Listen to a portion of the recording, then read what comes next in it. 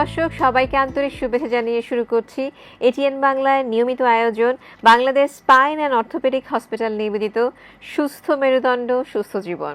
আপনাদের সাথে রয়েছি আমি ডাক্তার তানিয়া রহমান মিতুল। দর্শক, আমরা আজ খুব গুরুত্বপূর্ণ একটি বিষয় নিয়ে কথা বলবো। যদিও বিষয়টি একটি জটিল, একটু সায়েন্টিফিক, তারপরে বিষয়টি আমাদের সকলের জানা প্রয়োজন। আমরা আজ কথা বলবো এন্ডোস্কোপিক স্পাইন সার্জারি নিয়ে। আমাদের সাথে আজ এদেশের একজন স্বনামধন্য সুচিকিৎসক উপস্থিত রয়েছেন। আমাদের সাথেই রয়েছেন ডাক্তার মোহাম্মদ সারোয়ার জাহান, সহযোগী অধ্যাপক, spine surgery, endoscopic spine surgeon, জাতীয় অর্থোপেডিক হাসপাতাল ও পুনর্বাসন প্রতিষ্ঠান নিটোর। স্যার, প্রথমে আমাদের অনুষ্ঠানের পক্ষ থেকে আন্তরিক শুভেচ্ছা। আপনি কেমন আছেন? আপনাকে ধন্যবাদ। আমি ভালো আছি। এই এন্ডোস্কোপিক স্পাইন সার্জারি নিয়ে কথা বলার জন্য আমন্ত্রণ জানানোর জন্য আপনাদেরকেও ধন্যবাদ।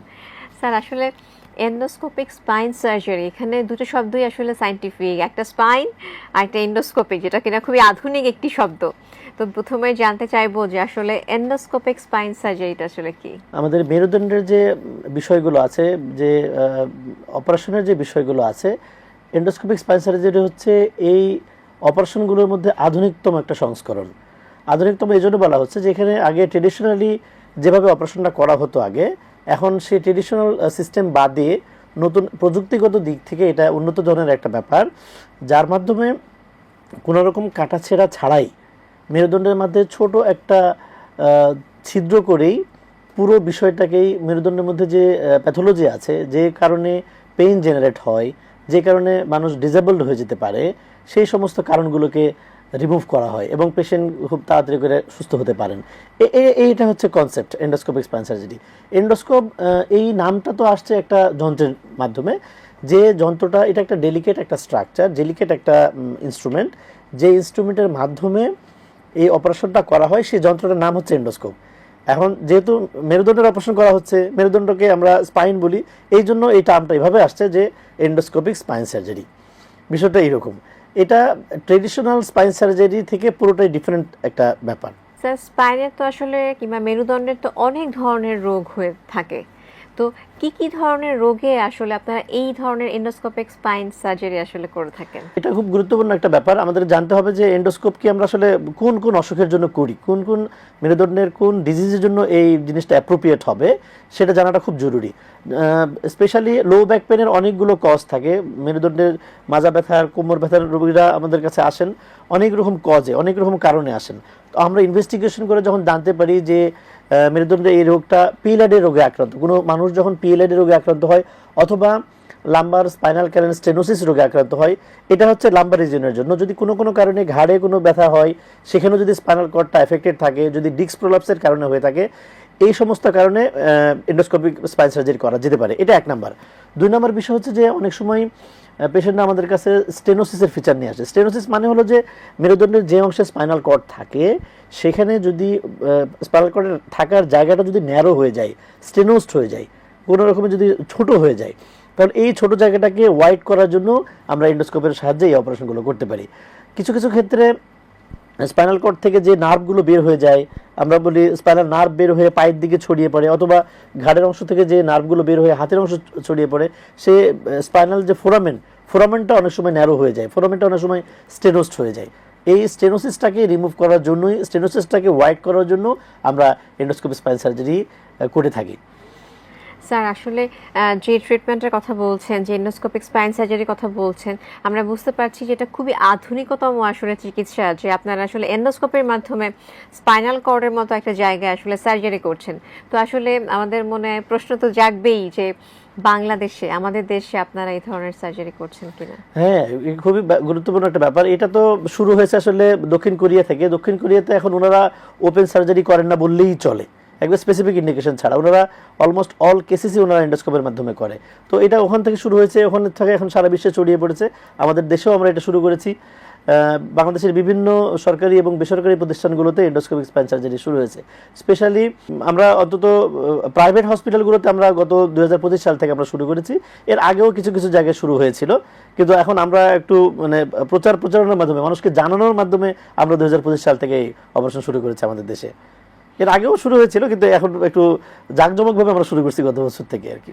স্যার এখন যে বিষয়টা জানতে চাইবো যে আগে এক সময় তো ওপেন করে অপারেশন হতো, তো আসলে এই এন্ডোস্কোপিক স্পাইন সার্জারিটা কেন প্রয়োজন, মানে এটা সুবিধাটা আসলে কি? এক্স্যাক্টলি, সুবিধা তো অনেক। সুবিধা হচ্ছে যে আমরা যে ট্রেডিশনাল ওপেন সার্জারিতে কি করা হয়, এটা আপনারা জানেন যে অনেক লম্বা করে পিঠের মাঝখানে ইনসিশন দেওয়া যায়। ইনসিশন দিলে অনেক বড় কাটাছেঁটা করতে হয়। পরের স্টেপ হচ্ছে যে ওখানে যে মাংসপেশিগুলো থাকে সেগুলো টেনে একটু সাইডে নিতে হয়, তারপরে যে জায়গাতে এক্সাক্ট প্যাথোলজিটা আছে সেখান পর্যন্ত আমরা মানে পৌঁছাই। ওটা তখন বের হলো মাত্র এত কিছু করার এত পরে। কিছু করার পরে আমরা মাসেলগুলোকে টেনে তারপরে ওই জায়গাটা এক্সপোজ করার পরে তারপর আমরা আসল প্যাথোলজি যে জায়গাটা আছে সেখানে পৌঁছানোর পরে আমরা প্যাথোলজিটাকে আমরা রিমুভ করি, অথবা সেটাকে ক্যানেলটাকে ওয়াইড করি, অথবা ফোরামেনটাকে ওয়াইড করি। এটা ট্রেডিশনাল ওপেন সার্জারির বিষয়, আমি পিএলএডি নিয়ে বলছি। কিন্তু এখন যেটা করা হচ্ছে তাতে করে যে অসুবিধাগুলো হতো যে অনেকগুলো মাসেল ড্যামেজ হয়ে যেত, আবার কিছু কিছু ক্ষেত্রে ব্লাড লস অনেক বেশি হয়ে যায়। ওপেন করে কাটার কারণে যে অসুবিধা, অপারেশনের পরবর্তীতে পেশেন্টে অনেক পেইন থাকে, এই পেইনগুলো যেতেও অনেক দিন সময় লেগে যায়। তারপরে ইনফেকশনের চান্স বেশি হয়ে যায়। তো এই অসুবিধাগুলো ট্রেডিশনাল ওপেন সার্জারিতে তো এখনও আছে।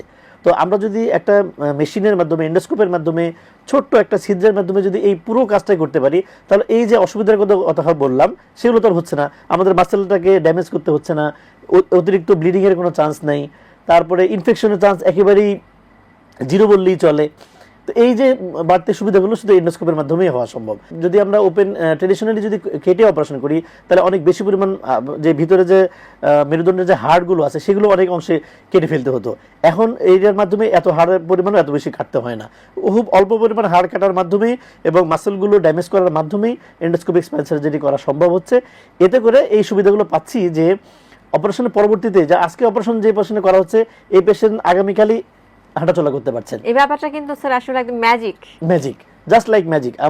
আমাদের অপারেশনের পেশেন্টগুলো জাস্ট ম্যাজিকের মতোই ওনারা হ্যাপি হয়ে যান যে আজকে যেই পেশেন্ট গতকাল হাঁটতে পারছিলেন না, ব্যথায় কাতরাচ্ছিলেন, যে ব্যথা কোমর থেকে শুরু হয়ে পায়ে পর্যন্ত চলে আসছিল এবং পায়ের যন্ত্রণায় উনি দাঁড়াতে পারছিলেন না, বসতে পারছিলেন না, ঘুমাতে পারছিলেন না, সেই পেশেন্টকে এন্ডোস্কোপের মাধ্যমে অপারেশন করার পরের দিনই উনি স্বাভাবিক সব চলাফেরা করতে পারছেন। It just like magic. Sir তাহলে আপনি তো একটু ভিন্ন একটু প্রশ্ন করি, অনেকদিন ধরে তো এই কাজ করছেন, মানে অপারেশন এন্ডোস্কোপি স্পাইন সার্জারি করছেন, তো এই যে রোগীরা প্রচন্ড ব্যথা, অনেকে দেখা গেছে পেশাব পায়খানাও আটকে যাচ্ছে, হাঁটতে পারছেন না, বিছানায় বেড রিটার্ন, তারপর আপনার অপারেশন করে দিচ্ছেন, রোগী পরের দিনে ভালো, তাদের প্রতিক্রিয়াটা কেমন থাকে? অ্যাজ এ সার্জন, একজন ফিজিশিয়ান, আপনি আপনার হাত দিয়ে উপরে অবশ্যই সৃষ্টিকর্তা রয়েছেন, আপনাদেরও কেমন লাগে? এই বিষয়টা খুব জানতে ইচ্ছা করছে। এটা চমৎকার ব্যাপার। এই যে পেশেন্ট গতকাল বা আজকে প্রচন্ড ব্যথা নিয়ে হাঁটাচলা করতে কষ্ট হচ্ছে, ঘুমাতে পারছেন না, বসতে পারছেন না, ইভেন সেই পেশেন্ট যখন পরের দিনে ভোরে ঘুম থেকে উঠে যখন দেখে যে তার পায়ের কোনো ব্যথা নাই, উনি স্বাভাবিক দাঁড়াতে পারছেন, স্বাভাবিক হাঁটতে পারছেন, এর চেয়ে বড় ফিলিংস আর হতে পারে না। এটা যেমন পেশেন্ট যেমন হ্যাপি হন এই ফিলিংসে, সেম স্যাটিসফ্যাকশন আমাদের মাঝেও আসে। আমরা ট্রেডিশনাল ওপেন সার্জারি করতে, আমি স্পেশালি এখন ওপেন স্পাইন সার্জারি করতে আমি যে পরিমাণ কষ্ট পাই, সহজ কথা বললে, যে এত বড় করে কাটবো, আবার মাসেলগুলো রিট্রাক্ট করতে হয়, অনেক বেশি ব্লিডিং হতে পারে, এই বিষয়গুলো আমিও কষ্ট পাই ব্যাপারটা। কিন্তু এখন যখন আমি এন্ডোস্কোপি করতেছি তখন এই পুরো বিষয়টাই এখানে তো আর সামনে থাকতেছে না। মানে ইউ ফিল দ্যাট যে আমার পেশেন্ট তো সেফ, মানে সে এখানে আরাম, মানে তার ইনসিশন ছোট, ব্যথা কম হবে, কমপ্লিকেশন কম, মানে পেশেন্টের জন্য আপনি পেশেন্ট যেমন স্যাটিসফাইড থাকে, আমরাও সেম স্যাটিসফ্যাকশন আমাদের লেভেলও থাকে, যেটা ওপেন ট্রেডিশনাল সার্জারিতে এই স্যাটিসফ্যাকশন অনেক সময় আসে না। কিন্তু এখানে তার চেয়ে 1000 টাইমস বেশি স্যাটিসফ্যাকশন আমাদের মাঝে আছে এন্ডোস্কোপিক স্পাইন সার্জারির মাধ্যমে। স্যার এবার জানতে চাইবো যে এত আধুনিকতম একটা চিকিৎসা, তো স্পাইনের প্রবলেম ছোট বড়, মধ্যবয়স্ক, বৃদ্ধ বয়স, অনেক বয়সী হতে পারে, তো কোন বয়সে আপনারা আসলে এটা করতে পারেন? এটা একটা গুরুত্বপূর্ণ কোশ্চেন। আসলেই সব বয়সে করা যায় কিনা এটা ডিপেন্ড করে বয়সের উপর নয়, এটা ডিপেন্ড করে পেশেন্টের প্রয়োজনের উপরে, যে পেশেন্ট কি রোগে আক্রান্ত, উনি পিএলএডি রোগে আক্রান্ত নাকি লাম্বার ক্যানাল স্টেনোসিস, নাকি সার্ভাইকাল ক্যানাল স্টেনোসিস, নাকি সার্ভাইকাল ডিস্ক প্রোলাপস, অথবা লাম্বার ডিস্ক প্রোলাপসে আক্রান্ত কিনা। এই বিষয়গুলোটাও জরুরি যে পেশেন্টের স্পেসিফিক কোনো ইন্ডিকেশন আছে কিনা। যদি পেশেন্টের স্পেসিফিক ইন্ডিকেশন থাকে যে তার সার্জারির প্রয়োজন, যে সার্জারিটা ট্রেডিশনালি করা যায় সব সার্জারি এন্ডোস্কোপের মাধ্যমে করা সম্ভব। এজন্য এটা বয়সের কোনো বিষয় না, বিষয় হচ্ছে যে পেশেন্টের প্রয়োজন কিনা। মানে এজ ডাজন্ট ম্যাটার, কোনো ম্যাটারই না এখানে। আপনার পেশেন্টের আসলে কি ডিমান্ড, পেশেন্টের ডিজিজ কি ডিমান্ড করছে, আর অপারেশনটা প্রয়োজন কিনা, হ্যাঁ দ্যাটস ইম্পর্টেন্ট। এখানে বয়সের কথা যেহেতু আসছে, আরেকটা কথা বলে রাখা ভালো যে স্পেশালি মনে করেন একটা মানুষের বয়স 8 ইয়ার্স, উনি অনেক বয়স্ক মানুষ, উনি স্বাভাবিকভাবে চলাফেরা করতে পারছেন না। এই পেশেন্টকে যখন কোনো পিএলআই রোগে আক্রান্ত হন অথবা ইউজুয়ালি স্টেনোসিস রোগে আক্রান্ত হন, আমাদের কাছে আসার পরে আমরা যখন ইনভেস্টিগেশন করে এক্সরে এমআরআই করে দেখি যে ওনার সার্জারির প্রয়োজন হয়, এই সমস্ত পেশেন্টকে অপারেশন করতে আমরা নিজেরা খুব মানে অস্বস্তি বোধ করি যে এত একটা বয়স্ক একজন মানুষকে পিঠে এত বড় করে কাটতে হবে। তারপর অপারেশন পরবর্তী যে আমরা ইতিমধ্যে বলেছি যে পোস্ট অপারেটিভ যে পেইন ম্যানেজমেন্টটা আমাদের জন্য ডিফিকাল্ট হয়ে যায়। এই পেশেন্টের জন্য without giving any incision, just এন্ডোস্কোপের মাধ্যমে যদি যে ডিসটা রিমুভ করা হয়, ক্যানেলটা হোয়াইট করে দেওয়া হয়, এর চেয়ে ভালো স্যাটিসফ্যাকশন আর হতে পারে না। এটা একটা প্রসঙ্গ। আরেকটা প্রসঙ্গ হচ্ছে যে এটা বয়সের ব্যাপার বললাম, আরেকটা হচ্ছে যে একটু স্বাস্থ্যের ব্যাপারে একটা কথা আছে এখানে। অনেক সব পেশেন্ট তো একই রকম স্বাস্থ্য নিয়ে আমাদের কাছে আসেন না, যাদের বিএমআই অনেক বেশি, যারা একটু স্বাস্থ্য যাদের একটু ভালো, যারা একটু ওভারওয়েট, যেমন কোনো পেশেন্ট ধরেন ওভার 100 কেজি নিয়ে আসতেছেন সেম রোগে নিয়ে। প্রবলেম হচ্ছে যে এই পেশেন্টকে যখন আমি একজন স্বাস্থ্য ভালো মানুষকে যখন আমরা অপারেশন করতে, তখন অনেক বেশি পরিমাণ কাটাছেড়া করতে হয়, অনেক লম্বা করে ইনসিশন দিতে হয়। এন্ডোস্কোপের মাধ্যমে এই পেশেন্টের জন্য, এই সমস্ত বয়স্ক মানুষদের জন্য অথবা এই সমস্ত স্থূল পেশেন্টদের জন্য এন্ডোস্কোপ হচ্ছে একটা আশীর্বাদ। ওনারা যে কি পরিমাণ হ্যাপি থাকেন এই অপারেশনের পরে, এটা কাউকে না দেখালে বিশ্বাস করানো ডিফিকাল্ট যে এটা একটা কত পরিমাণ তারা স্যাটিসফাইড থাকেন। এটা একটা প্রসঙ্গ। আরেকটা প্রসঙ্গ হচ্ছে যে কিছু পেশেন্ট আমাদের কাছে আসেন যারা জিম করেন রেগুলার। তো জিম করলে যেটা হয়, পেশেন্টের মাসেলগুলো খুব টাইট হয়ে থাকে, খুব স্টাউট বডি নিয়ে আসে। এই সমস্ত পেশেন্টদেরও, জিম পেশেন্ট অথবা একটু স্টাউট বডি পেশেন্ট যাদের, এই সমস্ত পেশেন্টকে আমরা অপারেশন করতে গিয়ে আমরা বিপদে মানে ঝামেলায় পড়ে যাই। কীরকম ঝামেলা? যে ওনাদের মাসেল রিট্রাকশন বেশি করতে হয়, ওনাদের মাসেল ড্যামেজটা বেশি হয়ে যায় ট্রেডিশনাল ওপেন সার্জারি করতে গেলে। কিন্তু এই সমস্ত পেশেন্ট যখন আমরা এন্ডোস্কোপের মাধ্যমে করতেছি, no muscle damage, no muscle retraction, no bleeding. So operation তাদের জন্য চমৎকার, এক কথায় চমৎকার রেজাল্ট। এবং অপারেশন করতে গিয়ে আমরা সার্জনরা যে ডিফিকাল্টিগুলো ফেস করি, এই সমস্ত পেশেন্টের জন্য এই ডিফিকাল্টিগুলো ফেস করতে হচ্ছে না। স্যার, এখন যে প্রশ্নটা করবো এটা অনেকটা উত্তর কিন্তু আমরা পেয়ে গেছি। তারপর আমি আবারও জানতে চাইবো যে আসলে কোনো একটা নতুন টেকনোলজি, কোনো একটা নতুন সার্জারি কিংবা নতুন কোনো কিছু যখন আমরা নিতে চাই, তখন আমরা জানতে চাই যে আসলে এটা নিতে হলে আমার কি কি সুবিধা আমি আসলে পাবো, রোগী আসলে কি কি ধরনের বেনিফিটস এই এন্ডোস্কোপিক সার্জারির মাধ্যমে পাবে, কি কি সুবিধা রয়েছে? হ্যাঁ, ইতিমধ্যে আমরা কিছু অংশ বলে ফেলেছি এই কোশ্চেনের অ্যান্সার। যে সুবিধাগুলোর মধ্যে হচ্ছে যে মনে করেন মাসেল ডিটেকশনের কথা বলেছি, যে সমস্ত পেশেন্ট অপারেশনে ভয় পান, এটা একটা গুরুত্বপূর্ণ বিষয়। অপারেশন ভয় পান না এরকম দুনিয়াতে কোনো মানুষ নেই। আমার কথা আমাকে বললে আমি ভয় পাবেন, আমিও ভয় পাবো। এক্স্যাক্টলি। কিন্তু এই পেশেন্টকে যখন আমরা অফার করি যে এটা আপনার এই রোগে আপনি আক্রান্ত এবং এই আক্রান্তের স্পেসিফিক ইন্ডিকেশন আছে, আপনার এটা সার্জারি লাগবে, তখন তো ইউজুয়ালি পেশেন্টরা ভয় পেয়ে যান যে অপারেশন করবো, কেমন কষ্ট হবে, অপারেশন পরবর্তী কবে আবার হাঁটতে পারবো, আদৌ হাঁটতে পারবো কিনা, এই অনেক রকম ফ্যালাসি কাজ করে। কিন্তু যখন তাদেরকে আমরা অফার করছি যে আপনারা এই অপারেশনে কোনো কাটাকাটি করতে হবে না, জাস্ট একটা ছোট্ট একটা 8 মিলিমিটার একটা সিজারের মাধ্যমে এই অপারেশন করে আপনি পুরো ডিজিজ মুক্ত হওয়া সম্ভব, তখন পেশেন্টরা খুশি হয়ে যায়। এর চেয়ে বড় কোনো সুবিধা নাই। পেশেন্টরা, প্রথম কথা হচ্ছে পেশেন্টরা ভয় মুক্ত হয়ে যান যে তার কাটাছেড়া করতে হচ্ছে না। এটা গেল। আর অন্য কথাগুলো তো আমরা বললাম যে অপারেশন রিলেটেড যে ফ্যাসিলিটিগুলো আছে, ওনার মাসেল ড্যামেজ করতে হচ্ছে না। পোস্ট অপারেটিভলি যেটা হয়, ট্রেডিশনাল ওপেন সার্জারিতে পোস্ট অপারেটিভ পেইন থাকে বেশ কিছুদিন, অপারেশন রিলেটেড পেন, মেন ডিজিজের পেনের চেয়েও অপারেশন রিলেটেড পেনটা বেশ কিছুদিন পারসিস্ট করে, আস্তে আস্তে সেটাও চলে যায়। কিন্তু এন্ডোস্কোপের মাধ্যমে অপারেশন করলে পোস্ট অপারেটিভ পেন ইউজুয়ালি থাকে না, পরের দিনই পেশেন্ট হেঁটে হেঁটে বাড়ি চলে যেতে পারে। আর একটা বিষয় হচ্ছে যেখানে এটা উন্নত বিশ্বের, ইভেন আমরাও এটা এখন ডে কেস সার্জারি হিসেবে করছি। ডে কেস সার্জারি মানে আপনি জানেন যে যদি আমরা সকালবেলা অপারেশন করি, patient can go home at the evening time. এটা হচ্ছে যে এন্ডোস্কোপিক স্পাইন সার্জারির বিশেষ সুবিধা। আমরা এটাই সবচেয়ে বড় সুবিধা। আর বাকি সুবিধার মধ্যে হচ্ছে যে সবচেয়ে বড় অসুবিধা হচ্ছে যে একটা পেশেন্ট যখন কাজে ফিরে যাবে কিনা। আমরা ট্রেডিশনাল ওপেন সার্জারি করলে ওনাকে হচ্ছে অনেক দিন পর্যন্ত রেস্টে রাখতেছি, উনি কাজে জয়েন করতে পারছেন। আমি রেস্টে রাখি আর না রাখি, উনি কাজে জয়েন করতে গেলেই উনি পেন পাচ্ছেন, উনি কাজে জয়েন করতে পারছেন না, ওনার স্বাভাবিক লাইফ ডিস্টার্ব হচ্ছে। কিন্তু এন্ডোস্কোপির মাধ্যমে অপারেশন করার মাধ্যমে রোগী ইভেন আফটার সার্জারি 2-3 দিন পরে উনি কাজে জয়েন করতে পারবেন। এত টাইপের সুবিধা, উনি কাজে জয়েন করতে পারছেন, ওনার কাজে হ্যাম্পার হচ্ছে না, এটা একটা সুবিধা। 2 নম্বর হচ্ছে অপারেশন রিলেটেড যে সুবিধার কথা আমরা বলেছি যে মাসেল ডিট্রাকশন কম, ব্লিডিং কম, ইনফেকশনের চান্স কম, এই বিষয়গুলো তো আছেই। এই সুবিধাগুলো তো আমরা ইতিমধ্যে বলে ফেলেছি, কিন্তু বাদবাকি এর বাইরে যে বিষয়গুলো সেগুলো আমরা এখন আপনাকে জানালাম। খুব সুন্দর বলেছেন স্যার, আমরা আরো অনেক কথা বলবো, আরো অনেক নতুন কিছু জানবো। সুধী দর্শক, আপনারা দেখছেন Bangladesh spine and orthopaedic hospital নিবেদিত সুস্থ মেরুদণ্ড সুস্থ জীবন। আমরা কথা বলছি এন্ডোস্কোপিক স্পাইন সার্জারি নিয়ে, আরো অনেক কথা বলবো। এরই মাঝে ছোট্ট একটি বিরতিতে যাচ্ছি, আশা করছি আমাদের সাথেই থাকবেন। সুধী দর্শক, বিরতির পর ফিরে যাচ্ছি মূল আলোচনায়। স্যার আমরা অনেক সুবিধার কথা শুনেছি, এখন জানতে চাইবো এটা আমাদের সবার মনেই প্রশ্ন থাকে যে কোনো রিস্ক রয়েছে কিনা, কোনো অসুবিধা রয়েছে কিনা। ফ্যান্টাস্টিক। এটা আসলে জানতেই হবে, না জেনে অপারেশন করতে যাওয়া যাবে না। দুনিয়ার সব অপারেশনেই রিস্ক আছে, এমন কোনো অপারেশন নাই যে অপারেশনের রিস্ক না। এটা কমনলি আস্ক কোশ্চেন। আমরা তো পেশেন্ট যারা আসছেন, যারা বিষয়গুলো জানতে চাচ্ছেন, আমরা তাদেরকে এক্সপ্লেইন করি যে অবশ্যই দেয়ার ইজ সাম রিস্ক। তবে রিস্কের বিষয় জানার আগে জানতে হবে যে কী রোগে উনি আক্রান্ত, এই অপারেশন না করলেই কোনো রিস্ক আছে কিনা এটা জানাটা বেশি জরুরি। যে সমস্ত রোগে আমরা এন্ডোস্কোপি স্পাইন সার্জারি করি, এই সমস্ত ডিজিজের কারণে অপারেশন করার চেয়ে অপারেশন না করার রিস্কেও অনেক সময় বেশি থাকে। যেমন অপারেশন যদি না করি তাহলে কর্ডাইকিউনেস সিনড্রোম হয়ে যেতে পারে, আমার স্টেনোসিসে অথবা হিউজ ডিস্ক প্রোলাপসের কারণে কর্ডাইকিউনেস সিনড্রোম হয়ে যেতে পারে যদি অপারেশন না করা হয়। তাহলে এখানে অপারেশন করার চেয়ে অপারেশন না করার ঝুঁকিই বেশি, এটা প্রথম কথা। 2 নম্বর কথা হচ্ছে যে প্রথমে বললাম যে আসলে দুনিয়াতে এমন কোনো অপারেশন নাই যে অপারেশন কোনো রিস্ক নাই, সব অপারেশনেই রিস্ক আছে। তবে ডিপেন্ড করতেছে, আমার জানার বিষয় হচ্ছে যে এই রিস্কটাকে আমার ভালো হওয়ার তুলনায় বেশি কিনা। রিস্ক যতটুকু আছে সেটা পার্সেন্টেজটা জানতে হয়, এই জানাটাই জরুরি, না হলে আপনি সিদ্ধান্ত নিতে পারবেন না। যে কোনো পেশেন্টের জন্য এটা খুব জানা জরুরি যে যে রিস্কটুকুর জন্য আমরা অপারেশন করতে যাচ্ছি, যে ডিজিজের জন্য আমরা অপারেশন করতে যাচ্ছি, সেই অপারেশন করলে যতটুকুটা উপকার হবে তার না করলে তার চেয়ে ক্ষতি কিনা, এটা 1 নম্বর বিষয়। 2 নম্বর বিষয় হচ্ছে যে অপারেশন করলে যে রিস্কগুলো থাকে সেই রিস্কগুলোর মধ্যে 1 নম্বর হচ্ছে যে ইনফেকশন হতে পারে। কিন্তু আমরা বলেছি যে এন্ডোস্কোপিতে রিস্ক ট্রেডিশনাল ওপেন সার্জারির তুলনায় অনেক কম। জিরো তো বলা যাবে না, কিন্তু অ্যাবাউট টু জিরো, একবারে খুব কাছাকাছি। 2 নম্বর হচ্ছে যে পা অনেক সময় রিকভারি নাও হতে পারে। মনে করেন যে অপারেশন করলাম যে কারণে যে পায়ের ব্যথা, কোমর ব্যথা পায়ের দিকে চলে যাচ্ছে, কিন্তু অপারেশন করার পরে পায়ে ব্যথা গেল না, এটা হতে পারে। কিন্তু ইম্পর্টেন্টলি যে কত পার্সেন্ট পেশেন্ট রিকভার করছেন না সেটা জানা জরুরি।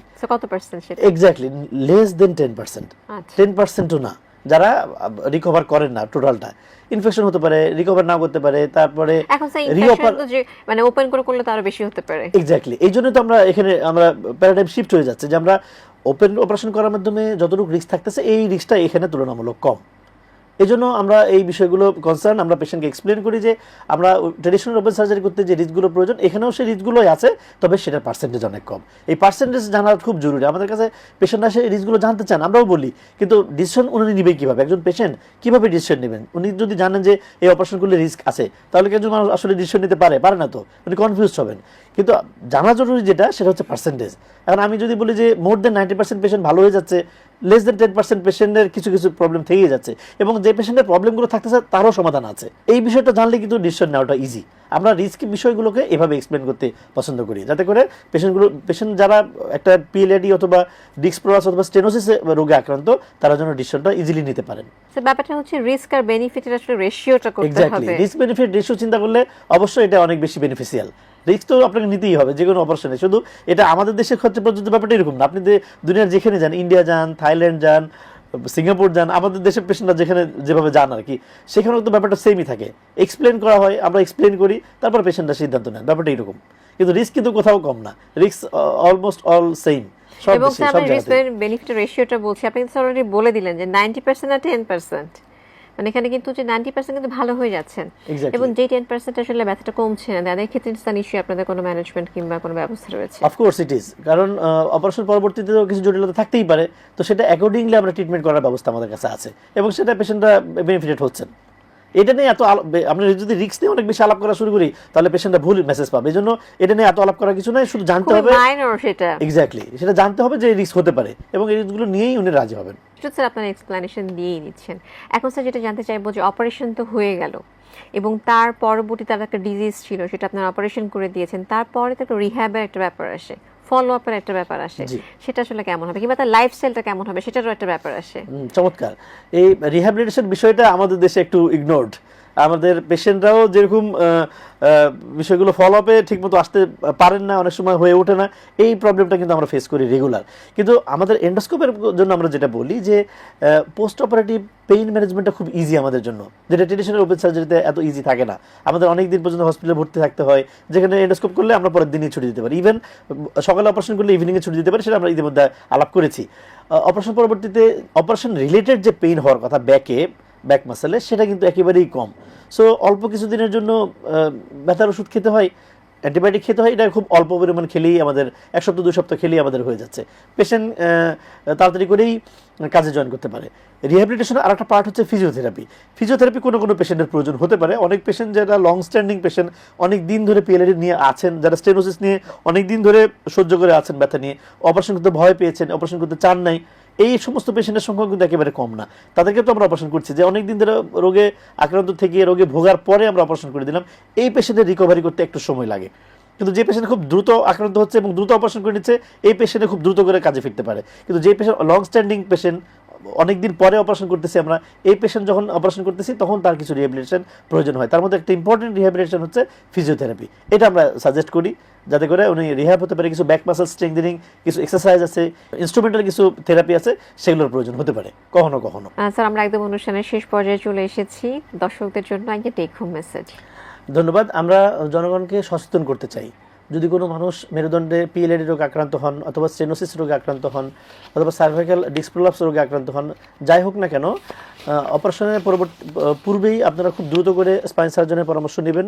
যদি অপারেশনের প্রয়োজন হয় তাহলে আপনারা এন্ডোস্কোপিক স্পাইন সার্জারির দিকেই আপনাদের মনোযোগ যেন থাকে, সেটা আমরা পরামর্শ দিয়ে থাকবো, সচেতন করতে থাকবো। এটা করে আপনার লাভ হবে, আপনি খুব দ্রুত কাজে ফিরতে পারবেন। আমাদেরও বেনিফিট হচ্ছে যে আমরা পেশেন্টকে অল্প খরচে এবং অল্প সময়ের মধ্যে হসপিটাল স্টে রেখে খুব দ্রুত বাসায় ফেরাতে পারবো। এটা হচ্ছে আমাদের টেক হোম মেসেজ জনগণের জন্য। ধন্যবাদ স্যার, আপনাকে অনেক ধন্যবাদ। আমরা আশা করছি আজকে আলোচনা থেকে দর্শকরা উপকৃত হয়েছেন এবং সচেতন হবেন। ধন্যবাদ আপনাকেও, এটিএন বাংলাকেও ধন্যবাদ। এই জনসচেতনতামূলক বিষয়কে জনগণের মাধ্যমে প্রচার করার জন্য আমরা মানুষকে প্রচার করতে চাই, মানুষকে জানাতে চাই আমাদের দেশেও এই ধরনের আধুনিক প্রযুক্তিগত অপারেশন হচ্ছে, যাতে করে আমরা এখানেই অল্প খরচে সেই মানুষের প্রয়োজনটা মেটাতে পারছি। ধন্যবাদ। ধন্যবাদ স্যার আপনাকে আবারও। সুধী দর্শক, আমরা যেটা জানলাম, মেরুদণ্ডে এন্ডোস্কোপিক সার্জারির মতো আধুনিকতম সার্জারি আমাদের দেশেই হচ্ছে। তাই আসুন, কষ্ট নিয়ে ঘরে বসে না থেকে আধুনিকতম চিকিৎসা নিয়ে সুস্থ সুন্দর জীবনযাপন করি সকলে। বিদায় নিচ্ছি Bangladesh spine and orthopaedic hospital নিবেদিত সুস্থ মেরুদণ্ড সুস্থ জীবন থেকে। আবারও দেখা হবে নতুন কোনো স্বাস্থ্যের তথ্য নিয়ে। সেই পর্যন্ত সকলে ভালো থাকুন, সুস্থ থাকুন, এটিএন বাংলার সাথেই থাকুন। আল্লাহ হাফেজ।